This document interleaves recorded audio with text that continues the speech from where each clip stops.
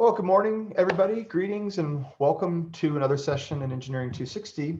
I will go through a couple of announcements and then we're going to jump right in, check on where we are, and get into capacitors and inductors today. So a couple of quick announcements. Let's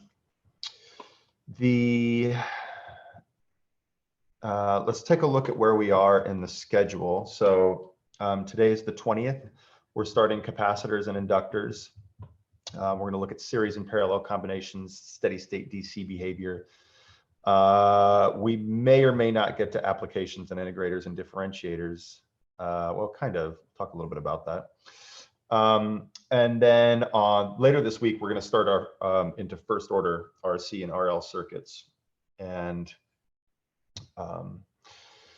that's what we'll be covering. For the lab, at least for this semester, we're going to start first order circuits today, but it's something that you've seen in physics, so you should be okay, and we'll talk about it at the beginning of lab too.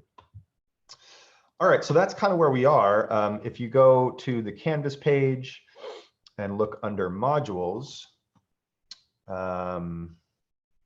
you can see that we've got a couple of updates here. I've posted the quiz for Thevenin.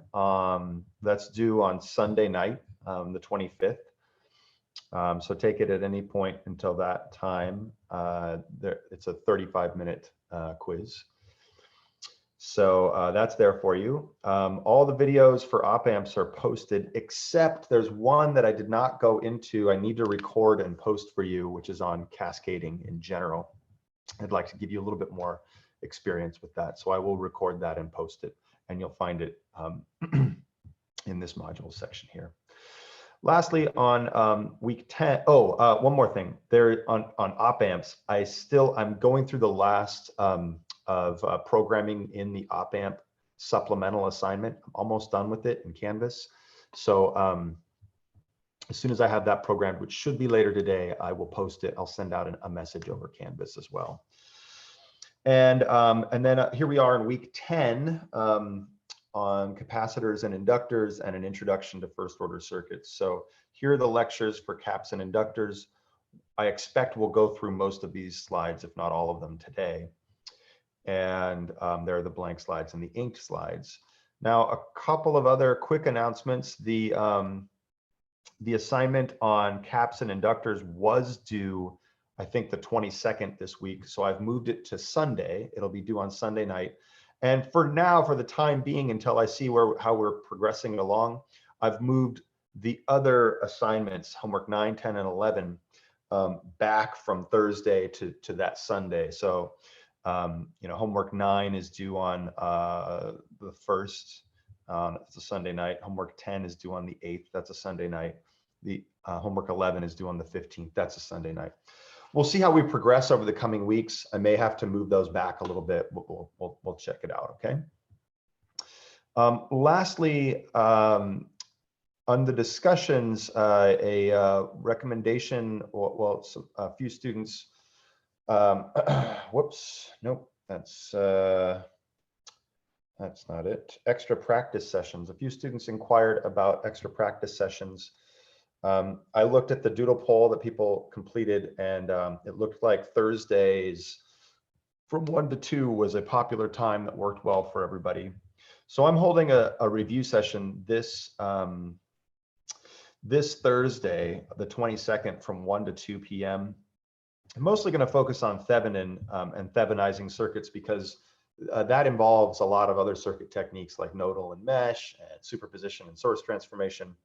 So it's a comprehensive approach or problem, and I think it's a good medium for studying some of the other techniques. So if you're free, please join. And that the Zoom session is, I put a link to it here. You'll also find it under our Zoom page. So you actually should see it. I think you'll even see it on the calendar. So let's see where.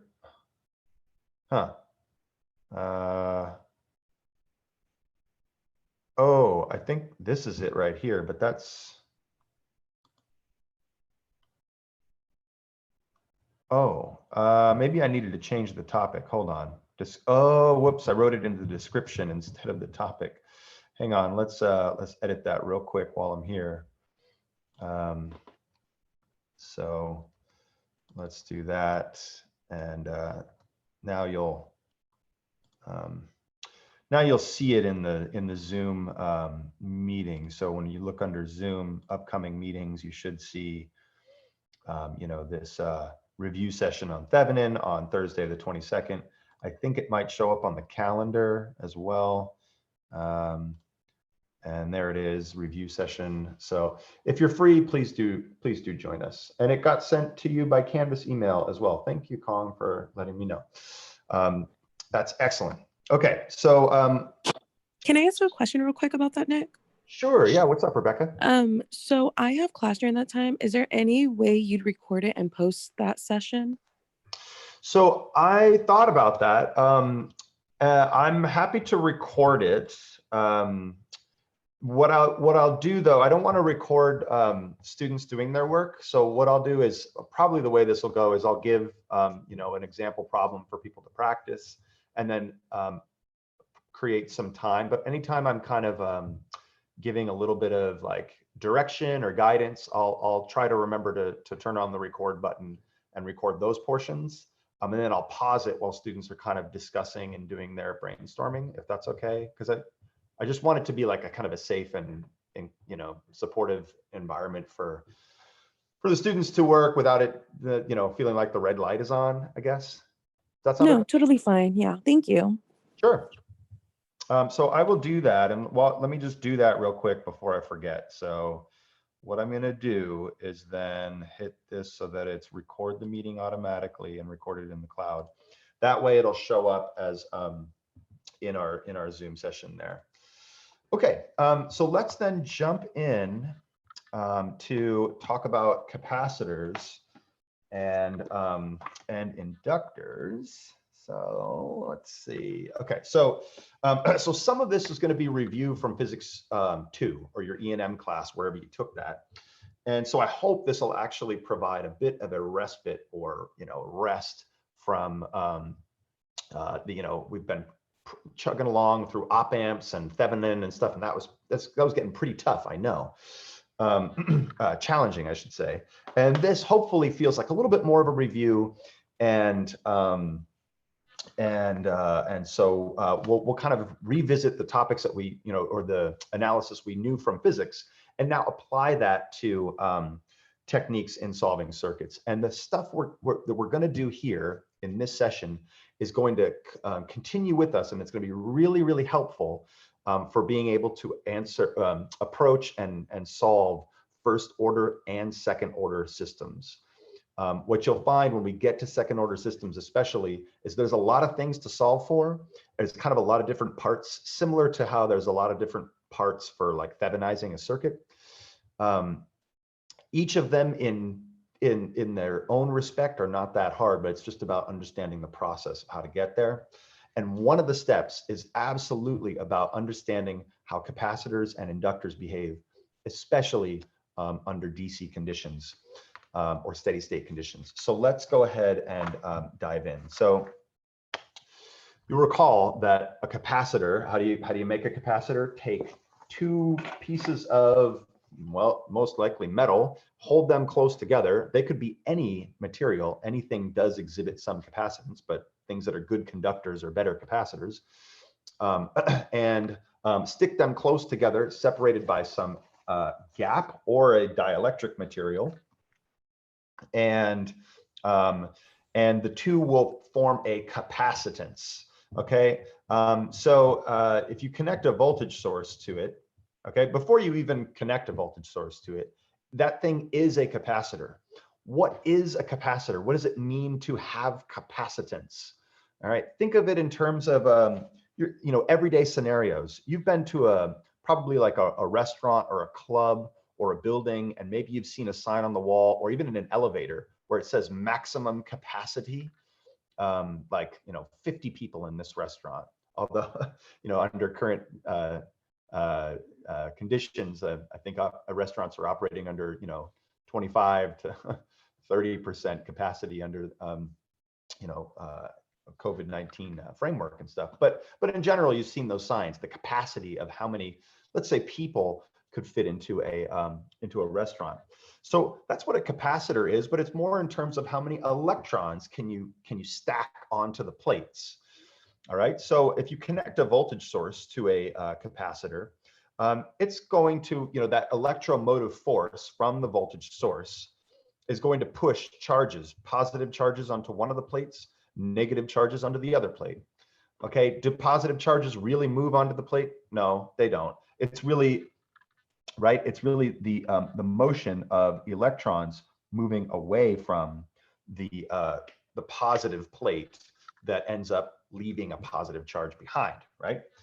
And so capacitance is like the capacity in an elevator or a restaurant, except we're talking about how many electrons you can hold. Now you'll recall that there's a relationship between the charge on the plates, Q, the capacitance, C, and the voltage applied to the plates, and it's equal to Q equals CV.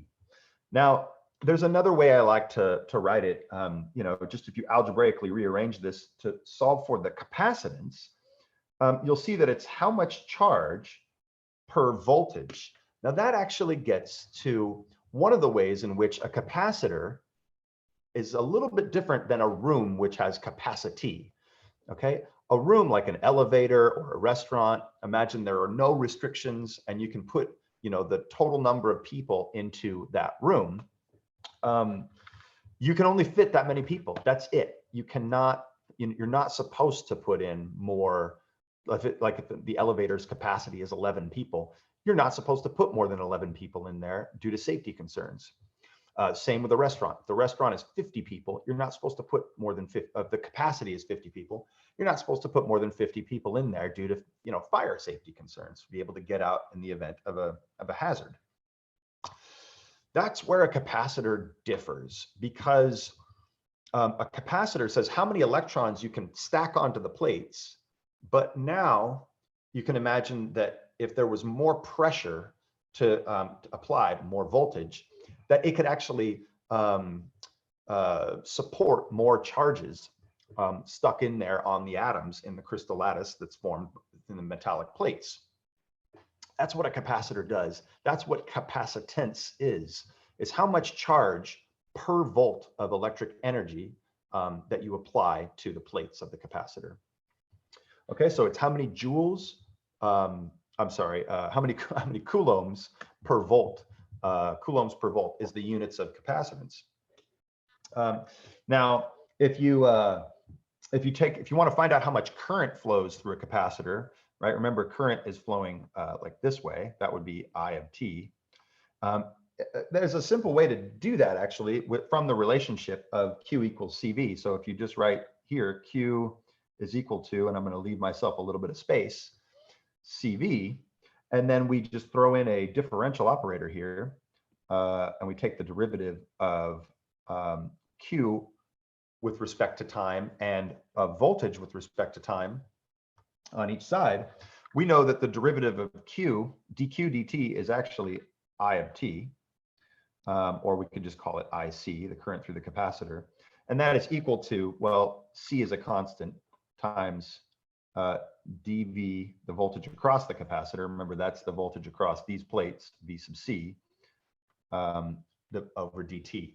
And that's a useful relationship. I equals C dV dt. That's the current through the capacitor. And we're going to use that a whole bunch of times, especially when we go into first and second order circuits. We'll be looking at it that way. Sometimes it's helpful to look at it in terms of voltage and charge. Sometimes it's helpful to look at it in terms of voltage and current. When you're looking at it between voltage and charge, it's, you know, linearly proportional, voltage to charge. When you're looking at it between voltage and current, there's a differential operator there. So you can see that the current is actually proportional to the derivative of the voltage.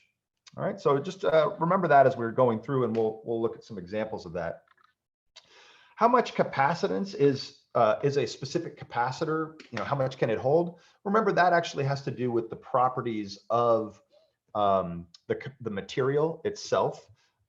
namely the permittivity of the material, the dielectric in between the two plates.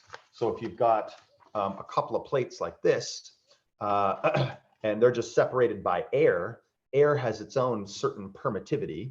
And if it's sandwiched by a material of some kind, like, oh, let's say, I don't know, this textbook called The Circuit Designer's Companion, which, by the way, is an excellent book if you would like to learn more about practical electronics design. And then you would have the dielectric or the permittivity of that dielectric material. In this case, it would be paper. Now, some capacitors, and remember that's also dependent on the geometry of the plates. So if this were, here's the two plates. One is, you know, there's a square area here, and they both have the same square area. And then there's also the separation distance, D, between them. Okay, so it depends on the geometry of the capacitor as well. Now, speaking of the paper between the plates, one way you make a capacitor is you actually take paper, and you make a dielectric out of paper, but you soak that paper in an electrolytic solution, an oil, and that makes something called an electrolytic capacitor. And those are typically polarized. And so down here, I've got a couple of schematic symbols of what a capacitor looks like. If you see one with a curved plate on one side, that actually means it's a polarized type of capacitor. One example of that, or a couple of examples, are electrolytic capacitors, and another type is called a tantalum capacitor. Tantalum, because the electrolytic type, as I said, is it's got paper as a dielectric soaked in an electrolyte solution. Tantalum capacitors actually have tantalum dielectric. It's the element tantalum. So those capacitors, because of the way they're designed, they actually have a polarization or a polarity, and one of the leads has to be at a higher voltage than the other lead. In other words, you have to insert it in the circuit in that orientation. And if you reverse bias it, that is, you make the negative lead at a higher voltage than the positive one. Internal pressures can build in, like temperature can increase, and internal pressures can build inside of the capacitor, and they can explode. They can blow up. So when you're working with electrolytic capacitors, do be careful that you're putting the polarity in correctly. And let's just actually hop over to take a look to a web page really quick. Electrolytic capacitor, and just do a quick image search of what those look like. Okay, and they, if they're a through-hole technology, oops, that's not what I wanted to do. If they're a through-hole technology, they look like this. I guess that's what I wanted to see out here. They look like this, and you'll see that one lead is shorter than the other. That's the negative lead. So this is especially important for you folks in taking the lab, or anytime you're working on practical electronics or electronics design. And there's also a stripe down one side that shows a bunch of minus signs. So that helps you see the polarity of the capacitor. These are also nice to read because they tell you, take a look at that. That says 1000 microfarads. So it displays the value of the capacitor right there. And then it says 63 volts next to it. What that means for those of you going into electronic design is that that's the maximum voltage you can apply across the plates of this capacitor. If you're using it in a design that needs to, you want to put that capacitor across a voltage bigger than 63 volts, let's say 100 volts, you need to buy a bigger capacitor. And typically they are physically larger because it's going to store more energy, as we'll see shortly. Other kinds of electrolytic capacitors, if they're surface mount, that is smaller in size, and they sit on the surface of the board, they may look like this, where the black stripe indicates the minus side. Okay, there are variable capacitors as well, and you'll see schematic. This is less common because they're not used all that much in electronics, but that is the way they look. They look like a capacitor with an arrow through it, like that. If you're looking at the standard symbol for an unpolarized cap, it just looks like it just looks like this with flat plates. So this is an unpolarized cap. Schematic symbol looks like that. And we'll often look at capacitors that are just unpolarized. Sometimes they'll be polarized, and we'll check their polarity. Okay, let's then remind ourselves of a couple of other things, namely, how power and energy are stored in a capacitor, or power. So one of the things we just looked at is this fact where if you differentiate Q equals CV, you get the fact that the current is proportional to the derivative of the voltage. One other thing that's handy is if you have the current through a capacitor and you want to find the voltage, you need to integrate the current. And so one way that you can do that is shown there. I will just write this in a little bit more detail, that the voltage across the capacitor as a function of time is 1 over C times the integral from 0 up to tau, a dummy time variable, of IC of tau times the differential time operator d tau, plus the initial voltage across the capacitor. Remember that these are the initial conditions. Okay, so that'll let you find the voltage across the cap if you know the current through it. Okay, so one of the things we see here is that for DC signals, okay, remember DC, for a DC signal, dV dt, if it's DC, right, that means that it's time constant. dV dt equals 0.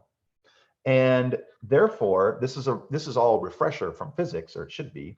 Therefore, that the current through a capacitor is 0, because if by the formula shown here, dV dt, if that's 0, then the current is 0.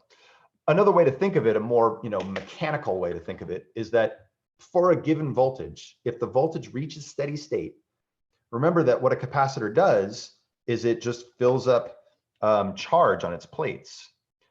And once for a given voltage, and once that's steady state, let's say it's set to 5 volts, and then it's not changing anymore, the capacitor is going to fill up with a certain amount of charge. How much charge?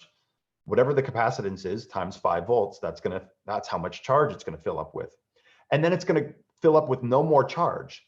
Once it's full of charge, then there's no more charges going on to the plates of the capacitor, and the movement of charges onto those plates is current flow, right?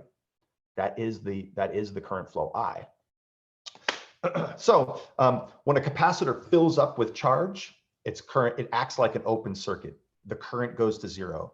A mathematical way to look at that is, for a DC signal, in other words, steady state voltage, another way to say that mathematically is dV dt is equal to 0.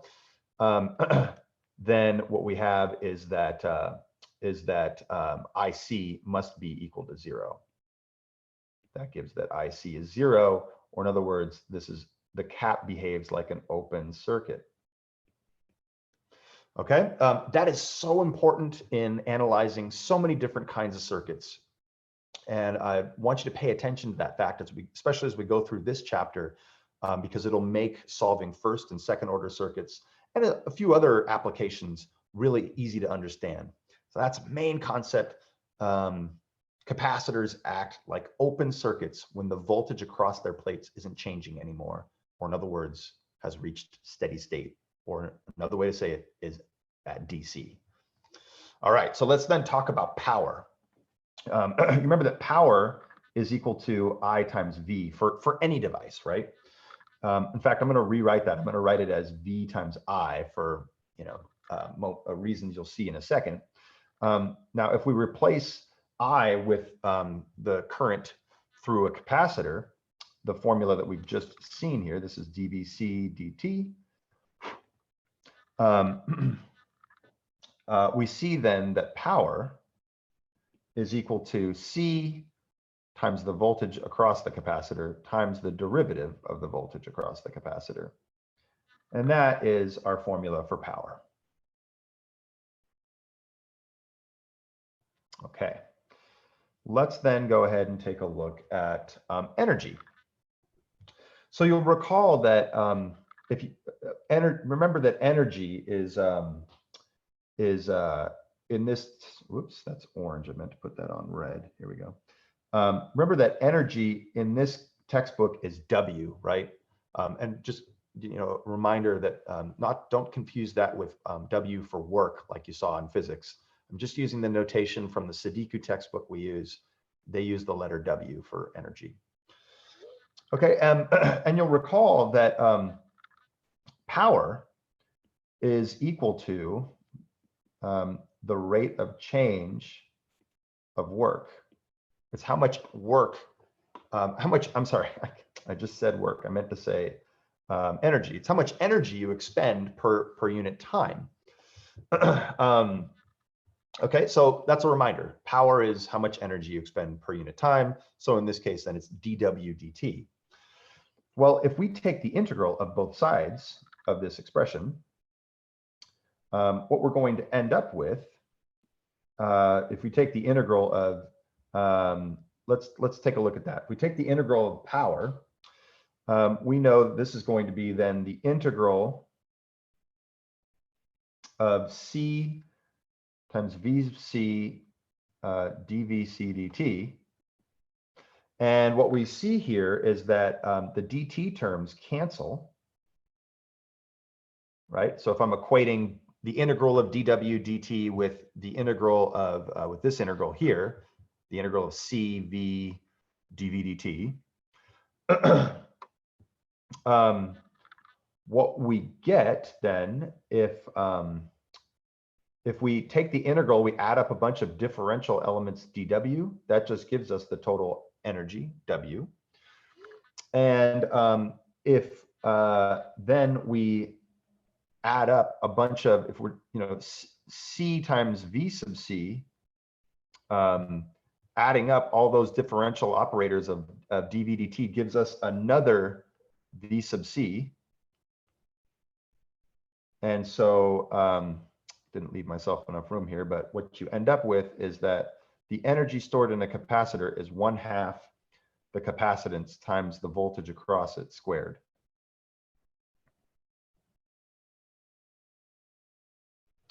Okay, and just as you know, remember that, you know, W is equal to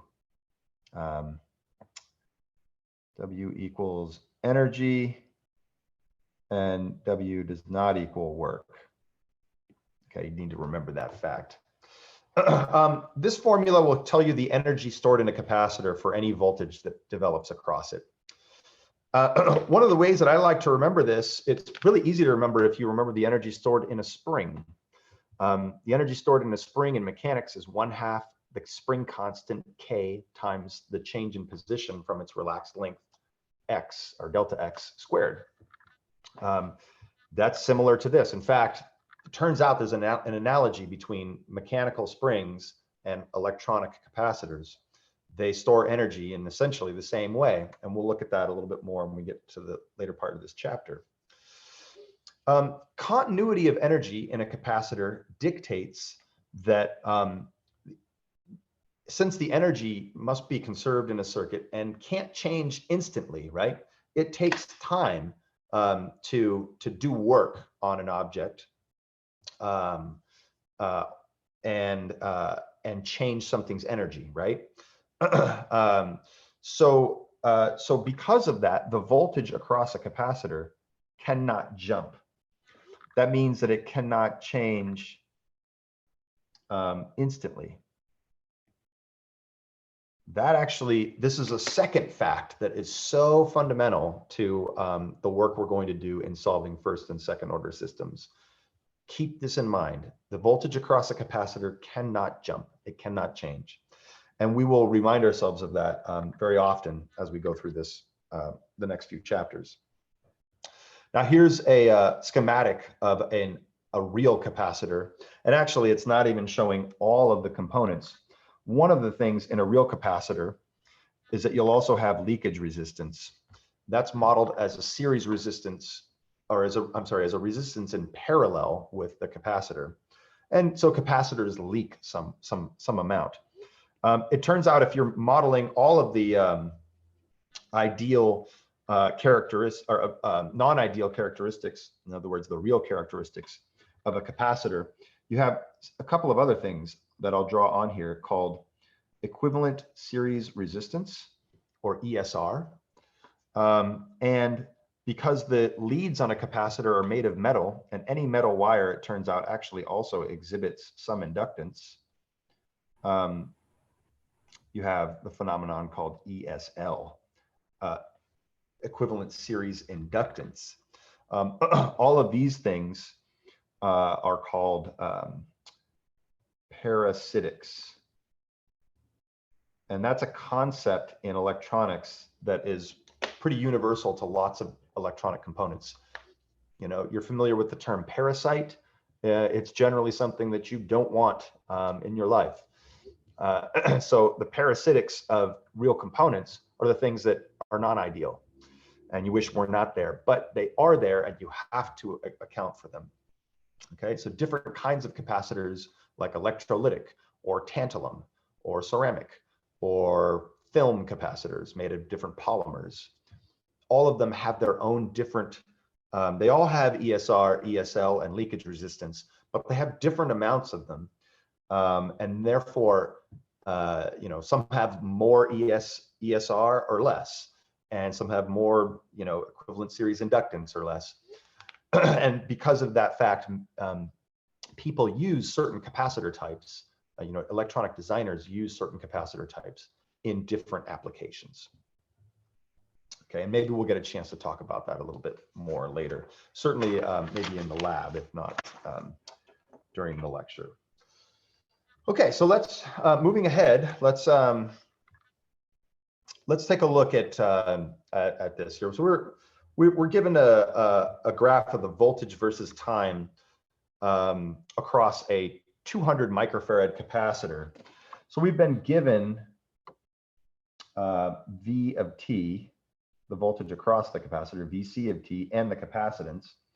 We want to then find Ic of t, the current through the capacitor. Okay, now remember that Ic is equal to C dV dt. So if we, you know, we can do this in a piecewise fashion. We can say from t is equal to 0 up to 1 second, we can go ahead and look over here and say, oh, well, what is dV dt in this case? It looks like the rise is 50 volts and the run is 1 second. And so it looks like dV dt, the rise over the run, is 50 volts per 1 second. Okay, so or 50 volts per second. So Ic then, in this case, is the capacitance. It's 200 microfarads, so that's 200 times 10 to the minus 6 farads, times 50 volts per second, which gives us that Ic is equal to 10 milliamps for the first second of duration. All right, so we can look then at how about t is equal to 1 to 2 seconds. In fact, let's look at it from 1 to 3 seconds, because if you look over here, it seems like dV dt is constant over that whole interval. So it looks like, again, there's still a rise of a change of 50 volts per 1 second, but in this case, it's a drop of 50 volts for every second. So it's minus 50 volts per second. And so what we can do in here is put in that Ic is 200, I'll just write in here as microfarads, times 50 volts per second. Oh, whoops, it's negative 50 volts per second. And we'll find that Ic then is equal to minus 10 milliamps. If you were to graph or were asked to make a plot of the current Ic, let's say in milliamps, versus time in seconds, it might look something like this. where if you went down from each second and you looked at these points here, it would look like a square wave signal like this, oscillating between plus 10 milliamps and minus 10 milliamps. Okay, so on the homework in WebAssign, again, that's due on Sunday. You'll see that listed there. Okay, let's go ahead and look at this now and talk about. We want to find the stored energy in each capacitor under DC conditions. Okay, so here we've got a circuit with a 6 milliamp source. There's a few resistors scattered around in there. And there's a couple of capacitors of values 2 millifarads and 4 millifarads respectively.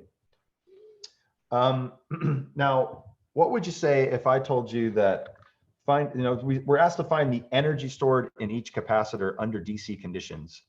At first glance, when you look at this circuit, what do you think you need to do to find the energy stored in here, in each capacitor, given the definition that we derived for the energy stored in a capacitor?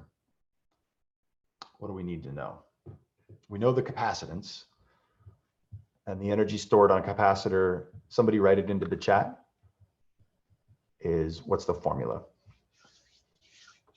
Pop quiz from, 4 or 5 minutes ago. 1/2 CV squared. That's right. So then we need to find, if we know the capacitances, we need to find the voltages. Source transformation could be one way to go. You look at this and you start thinking, oh, there's a lot of loops there. I wonder if I'm supposed to do mesh. And we'll get to looking at doing mesh and nodal analysis with capacitors and stuff. But it turns out that's typically more needed, excuse me, when you're analyzing AC signals. Here we've been asked to find the signals under DC conditions. And that actually simplifies things quite a bit. What if I told you that this circuit right here, all we're going to need is current divider to find the voltages across this thing? Would that surprise you? Kind of surprising when you're looking at it at first glance, right? So the thing that actually helps us with this is that under these conditions, under DC conditions, the caps are open circuit.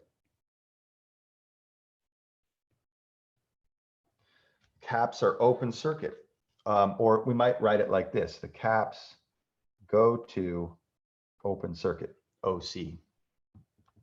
Okay, so since they go to open circuit, that's what they're going to look like. And if we were able to find the voltages, V2 and V1, then we're able to answer those problems. So with those capacitors shorted, I'm going to redraw the circuit. And in fact, before I do, let's just acknowledge something real quick. If the capacitor 2 becomes open circuit, how much current is flowing through the 5 kilo ohm resistor?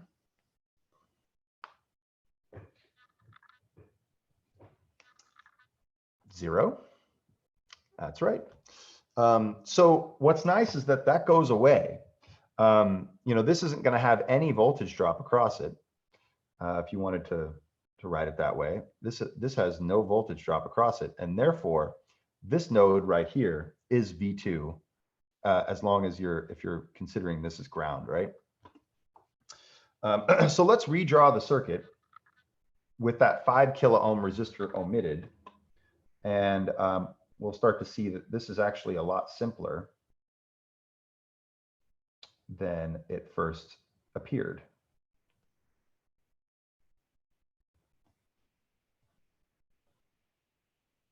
So here's ground, there's the 3K, here's the 2K, and here's the 4K.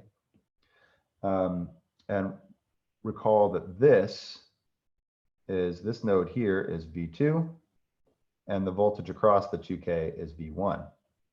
That's a little bit weird because in one case I'm using an elemental voltage drop across the 2K V1, and in the other case we're calling the node voltage V2, or if you wanted to, you could just write it like this. This is V2, right?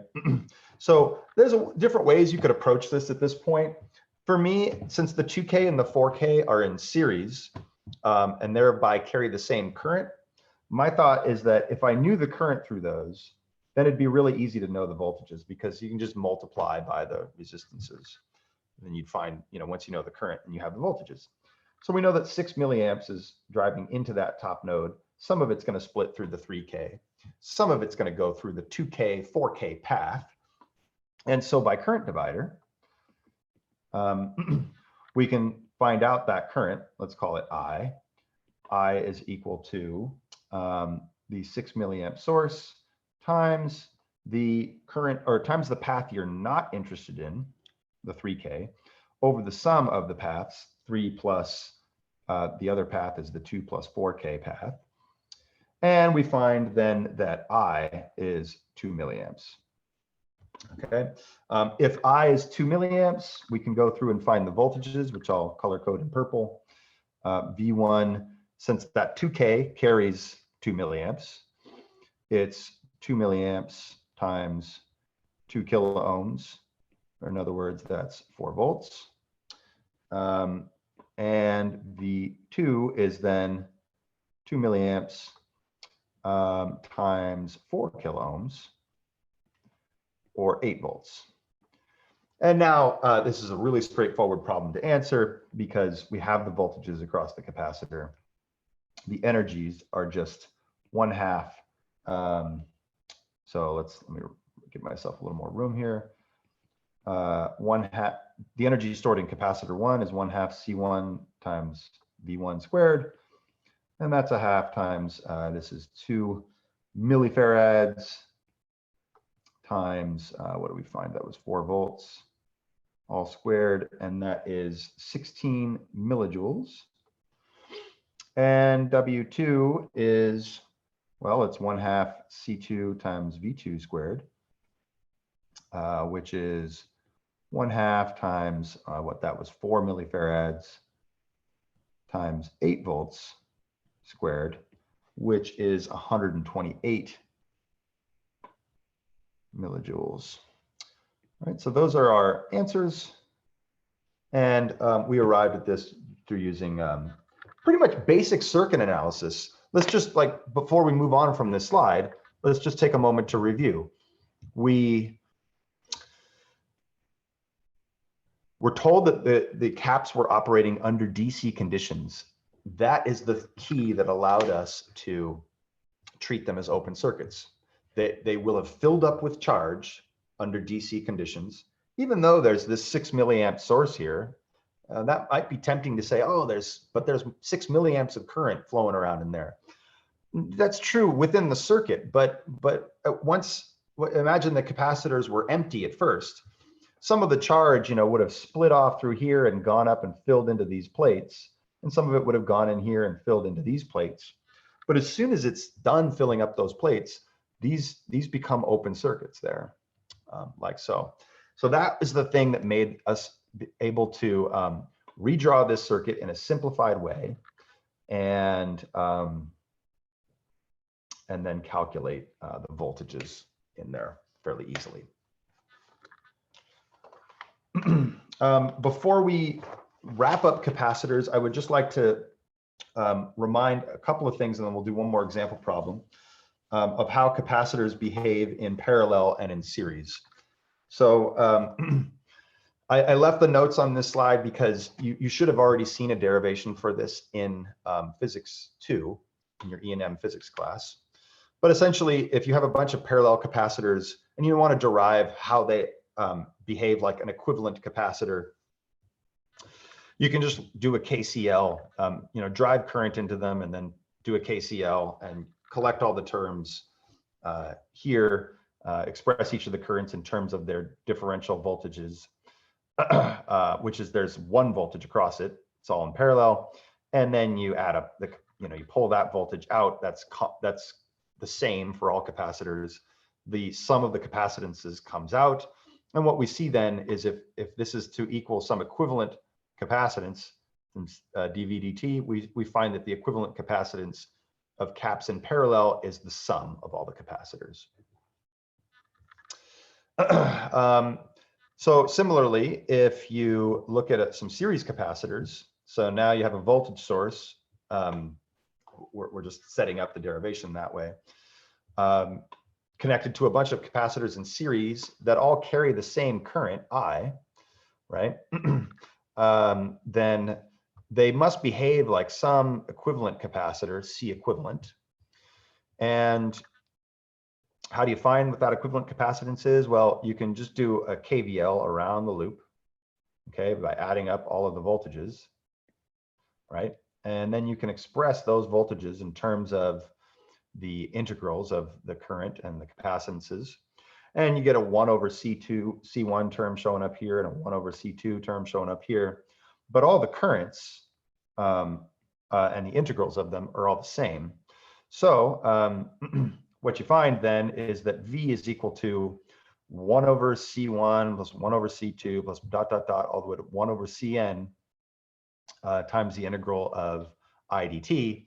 And so then the equivalent capacitance then, the relationship is as follows: 1 over CEQ is equal to the sum of the reciprocals of the capacitances in series. Okay, that formula looks familiar. It looks like how resistors add, not in parallel, not in series, but in parallel, right? And this formula on the other page, parallel capacitors, looks similar. That's how resistors add in series.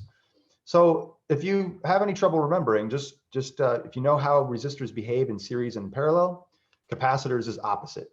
So if resistors add in series, they have this reciprocal, capacitors have this reciprocal adding, reciprocal relationship. For resistors that have that reciprocal relationship in parallel, well, capacitors just add in parallel. Okay, the same way, if you had two resistors in parallel, you could derive this simple formula that I've shown here for two caps. That's true for two caps in series. You can find the equivalent capacitance as the product of C1 and C2 divided by the sum of C1 and C2. And that's very useful, and we will use it anytime we can. All right, so let's do a quick problem here. We've been asked to find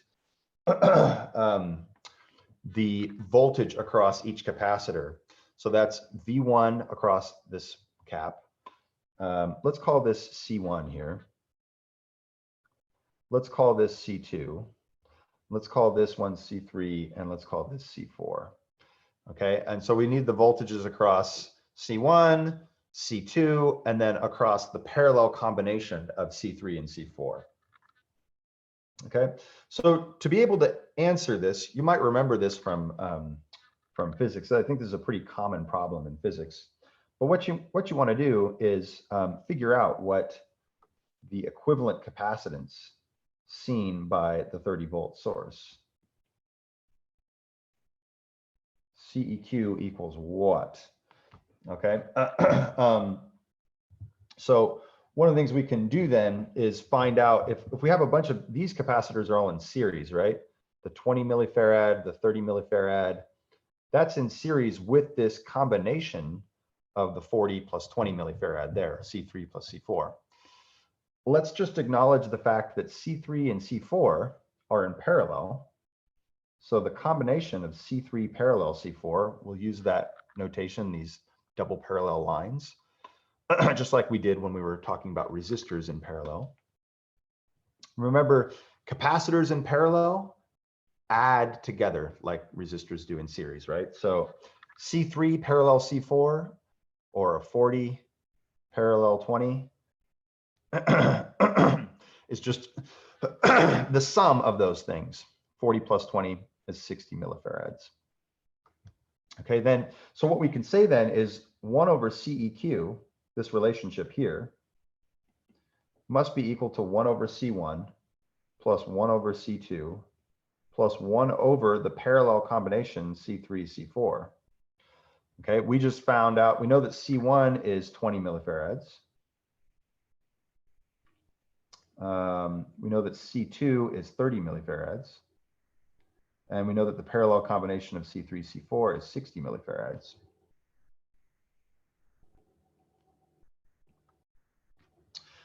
If you solve that for a CEQ, and just to save a little bit of time, because you guys can work that out, you'll get that this is equal to 10 millifarads. All right. So now that we have that equivalent voltage, we know how much voltage is across the total, or we know how much capacitance, sorry, is across, is seen by that 30-volt source. So, so now what we can do is take a look at how much charge is across all of the capacitors, right? And so we know the total voltage across the capacitor string, and we now know the equivalent capacitance that the entire voltage source sees, CVS, if this is the VS here. And so we can find the total charge, Q total, is equal to that C equivalent, 10 microfarads times 30 volts.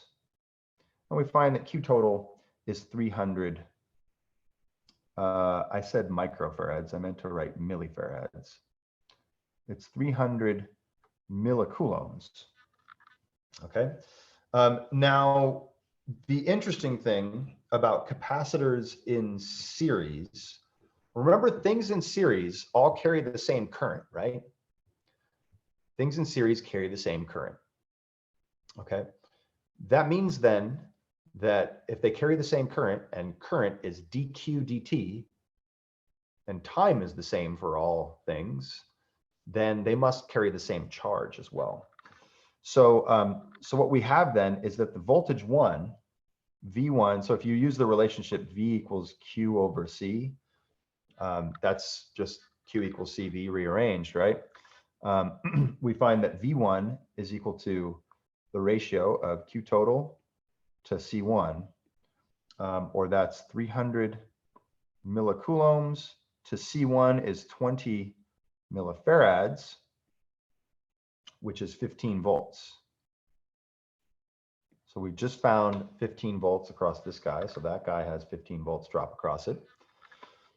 V2 is, by the same logic, it's things in series have the same current. So then they have the same charge, right? So it's Q total divided by C2, or 300 millicoulombs divided by 30 millifarads, which gives us 10 volts. Okay, so there's 10 volts drop across across V2. Okay, at this point, we could actually use KVL and find out the voltage drop across V3, right? Because if you start with 30, and then you lose 15 across V1, and then you lose another, which would bring you to 15 here, right? This would be 15 volts. That node voltage would be 15 volts with respect to ground. And then you lose another 10 volts here. You're going to get, this has got to be 5 volts, right? With respect to ground, this node voltage. So we could actually be done and solve the problem this way. But let's you know, as we're exploring how capacitors behave and what their voltage and charge relationships are, let's go and explore this in the way of how we did it with this here, with the charge and capacitance relationship. Now V3, we could take the total charge in the circuit, which again, remember we found that was 10. No, that's the capacitance. The total charge was 300 millicoulombs. That's how much charge is in the entire circuit. So they all have the same amount of charge on their plates. Okay. Then Q total divided by, for V3, remember the 40 millifarad, C3 and C4 are in parallel. So it's really that parallel combination, C3 parallel C4, that is in series and therefore carrying the same current and thereby has the same charge. So when using Q total, you need to use C3 and C4, the C3, C4 parallel combination. So that's 300 millicoulombs over 60 millifarads gets us our 5 volts that we expected already from just our quick back of the envelope KVL equation, right? Now, what about if we had, let's say, what if we wanted to know the charge on C3? Okay, so I was saying, you know, oh, all the capacitors have 60 or have the same charge on their plates, 300 millicoulombs.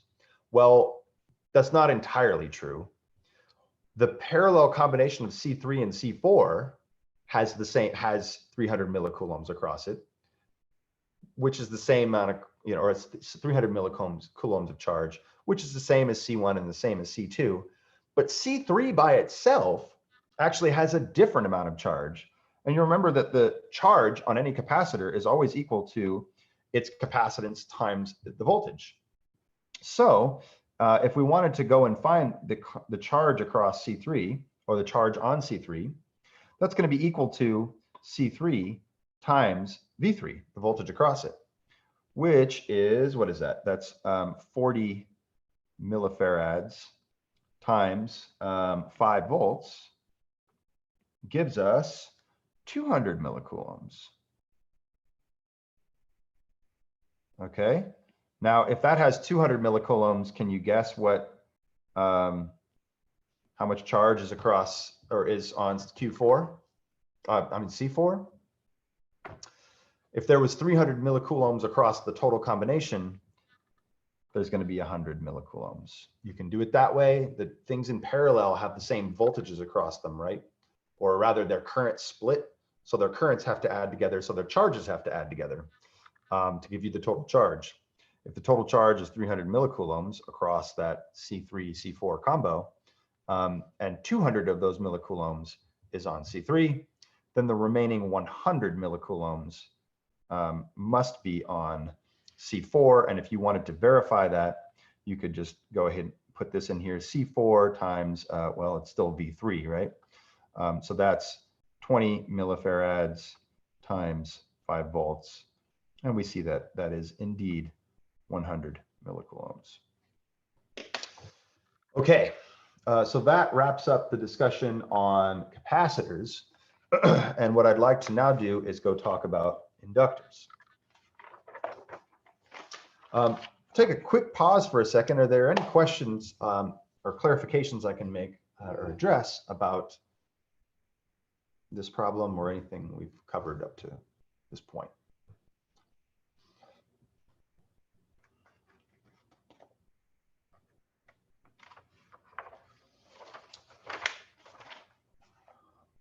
Okay, so let's go ahead and talk about inductors. All right, now this may be a little less familiar from Physics 2. You may or may not have gotten to this topic. Can I see a show of hands if you covered inductors in your E&M class in physics? Show of hands or a thumbs up.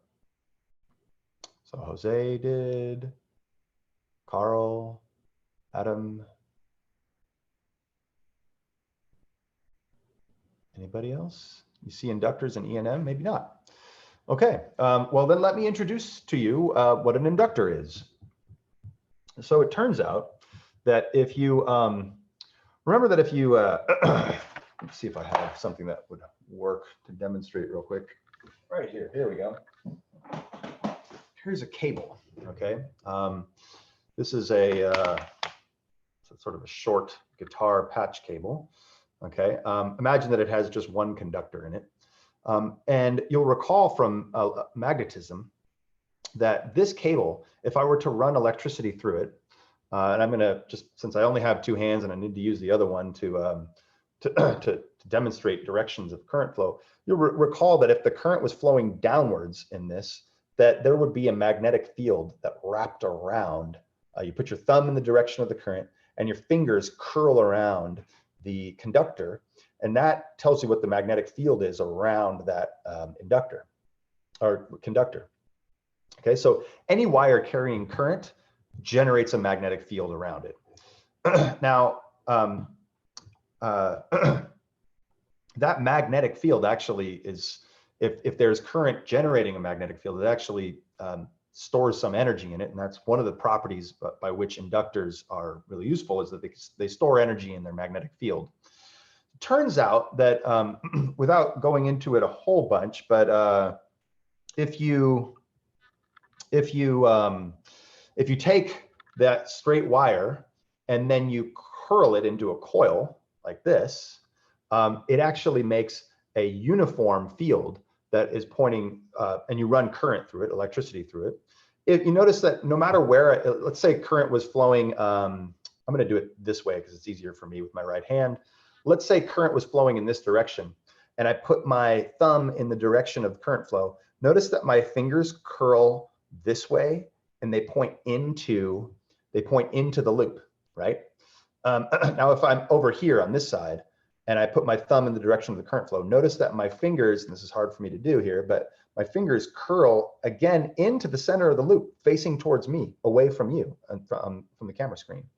Notice that if I go to the bottom of the loop, and now I'm having a really hard time doing this, but like put my thumb in the direction of the current flow, and I wrap my fingers in the direction of the magnetic field, the field points in through the center of the loop, again, facing me, away from you. And if I do it on this side of the loop, again, the current's going this direction, and I curl my finger in the direction of the magnetic field, notice that my fingers point into the center of the loop again, away from you, toward me. So every point around the loop, the magnetic field from this loop of wire is actually facing in toward me, away from you, in the center of the loop. And it all adds together. In fact, you get a very uniform field through the wire, and especially if you have a lot of turns of wire, or even if you just have very tight turns of wire. One way I could wire this is sort of like, or I could loop this, is kind of like this. See how this is sort of loosely a loop, and there's a lot of space in between each turn, right? But if I instead make the spacing between each turn really tight, like this, and now there's even still some space there, but if I were to minimize that and reduce it to where I got it very tight like this, that now has very little room for stray magnetic fields to change through there, and geometrically you get a very uniform field through the center of the coil. So an inductor is made by taking a piece of wire. So we just made an inductor. We took a piece of wire and then we coiled it like this. We've now created an inductor.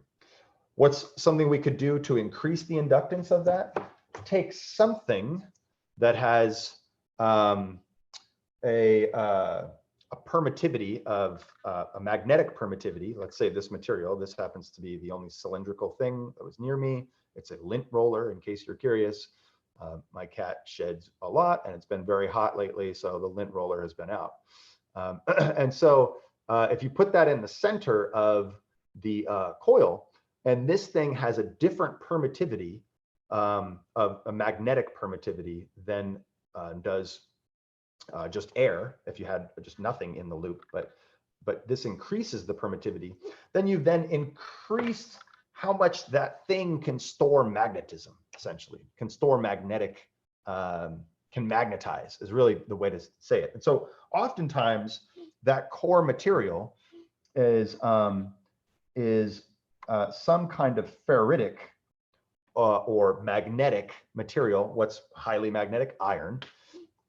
Okay, and so so this inductor will store energy in it. So if we were to then talk, so what's the let's go ahead and look at the geometry of an inductor. What is the inductance of it? Well, without going into it too much, it depends on the number of turns in the coil. So the one we just made had only about like 3, maybe. And you know, inductors can have many more than that, 10, 50, 100, hundreds, even thousands of turns. So it depends on the number of turns. It depends on the permittivity of the material. That's mu here. You might remember that quantity from electromagnetics physics.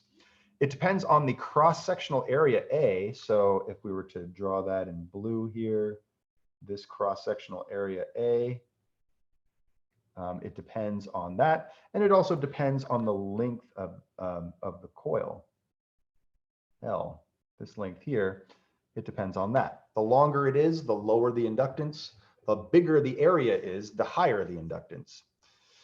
Okay, so if you want to make a very inductive thing, make it a large cross-sectional area and very, very short. Okay, now let's talk about the voltage and current characteristics of or behavior of an inductor. And that's this formula shown over here on the right, which actually, without going through the derivation, we'll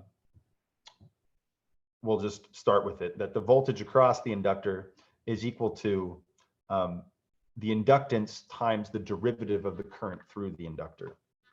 Okay, you'll notice that looks really similar to, remember, for the current through a capacitor is equal to the capacitance times the derivative of the voltage across the capacitor. Look at that. Those two things look really similar. It's just that going from a capacitor to an inductor, the places of the current and the voltage switch, so that it's the you know, where was the derivative of the voltage, you know, where the current is proportional to the derivative of the voltage for a capacitor. For an inductor, the voltage is proportional to the derivative of the current. All right, so if you can remember one of them, you can remember the other. It's a nice, I should say, it's a nice trick to be able to remember the other. Now here's the schematic symbol for an inductor. It's shown there. The current flows through the inductor. The voltage develops across the inductor. That is not showing the non-ideal characteristics of inductors. Oh, I'm sorry. I have that on the next slide. So we'll take a look at that in just a minute. Okay, so the VI characteristic we just saw is the voltage across an inductor is equal to L times the derivative of the current through the inductor. And if you wanted to, if you already had voltage and you wanted to find current, same way we moved from current to voltage and capacitance, we can integrate the voltage, divide by the inductance, and get the current. I have a note on the last slide that reminds you that you do need to add on initial conditions if you do not know them, or solve for initial conditions. Okay, so for DC signals, okay, remember a DC signal is going to be then that di dt, if the current isn't changing, that is 0. And if that's 0, then the voltage across this thing is a 0. So that the inductor then behaves like a short circuit, an SC for short.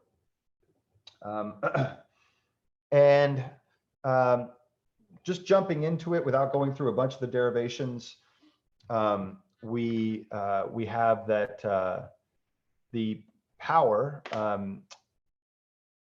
for an inductor is L times I times the derivative of the current, and energy is 1/2 L times I squared. Continuity of energy dictates that that it can't change instantly. So if the energy can't change instantly, that means that the current then cannot jump, cannot change instantly either. And that is a very useful feature we're going to leverage when we're looking at how these things are behaving and finding initial conditions in first and second order circuits. So keep that thought in mind. We're going to come back to it. The current in an inductor cannot change value from one place to another, like from 2 milliamps to 8 milliamps instantly. It can't do that. It has to take time to ramp up to that value. So we'll come back to that. Now, if you look at the parasitics for an inductor, you'll see that, or the non-ideal characteristics, you'll see that every inductor has some resistance of the windings, because if you take a wire, every wire has some non-zero resistance. The longer it is, the more resistance of the windings the more winding resistance you're going to have. You may see that in the range of a few milliohms to tens of ohms, depending on how much wire there is. There can also be some capacitance associated with the leads in parallel. All right. Now we're gonna end with this problem, and then it looks like I will have gotten through almost everything except maybe one extra problem, which I'll either do as a separate follow-up video, or we'll start with that at the beginning of class on Thursday. So now we've been asked for, under DC conditions, find IL and VC and the stored energy. So we want to find this current, the current through the inductor. We want to find VC, the voltage across the capacitor. And would you believe me if I told you that it looks like you're going to need to do some mesh or something like this, but until you then account for the fact that under DC conditions, where the inductor acts as a short circuit, the capacitor acts like an open circuit under DC conditions, this thing turns into a very simple voltage divider problem. Because if we know, if this becomes open circuit, then like we saw on the last, one of the last problems, there's going to be no current flowing through this 4 ohm resistor, which means that there's no voltage drop across it, 0 volts. And therefore, that the node up top here, if we refer to this as ground, if we label that as our ground, this node then is VC. And since that 4 ohm resistor is not there, we can just use voltage divider. Now, if you're still not comfortable with seeing things without redrawing the circuit, maybe you want to redraw this very quickly as kind of a 12 volt signal here with a 1 ohm and a 5 ohm. Or if you wanted to see it this way, like a 1 ohm, 5 ohm, and then you just want VP here, or well, rather VC here, which is the same as the voltage across this, if this is ground, which allows you to see that you can use a simple voltage divider formula to solve that. I myself, at this point, because I've seen this a lot and I've done a lot of these problems, I can look at this, and I encourage you to get towards this level of comfort, is just to know that, okay, there's nothing going through the 4 ohm there.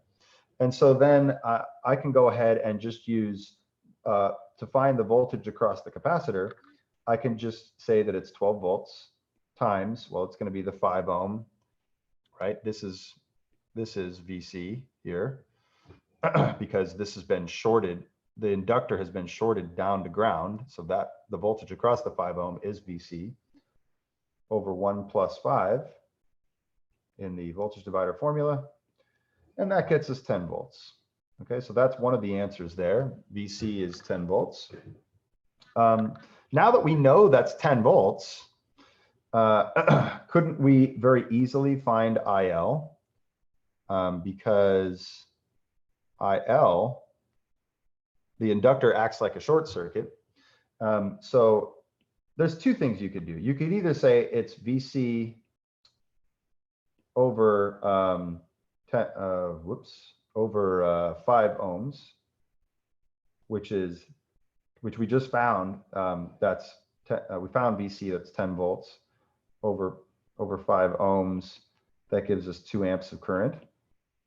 Or if you wanted to, you could just say, you could just use the total voltage. It was 12 volts across. Remember, all that current is flowing all the way through that whole branch there. So you could do 12 volts over 6 ohms. That's also 2 amps. Either way, you get to the same answer. And then finally, the energies are really easy to find the energy stored in any inductor is just 1/2 the inductance, let's say of any capacitor is, well, let's not call it 1 and 2, let's call them C and L. So the energy of any stored in any capacitor is 1/2 the capacitance times the voltage across it, which then is 1/2 times, in this case, it's 1 farad. That is a huge capacitor, by the way. You don't often see things that are 1 farad. There are some applications, but not a lot. Times 10 volts squared is equal to 50 joules.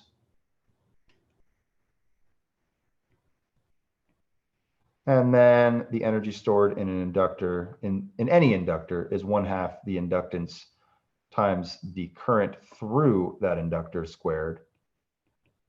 So in this case, it's 1/2 times 2 henries. It's also a pretty large valued inductor. Times the current we found is 2 amps all squared, which gives us that the energy stored in the inductor is 4 joules. Okay, so that wraps up, well, it doesn't quite wrap up our session on inductors. I will quickly talk about how inductors add in series and parallel, and I'll do an example problem with those. I will post that for you guys if I don't do it at the beginning of class on Thursday. One last announcement is that I will not be able to attend office hours today.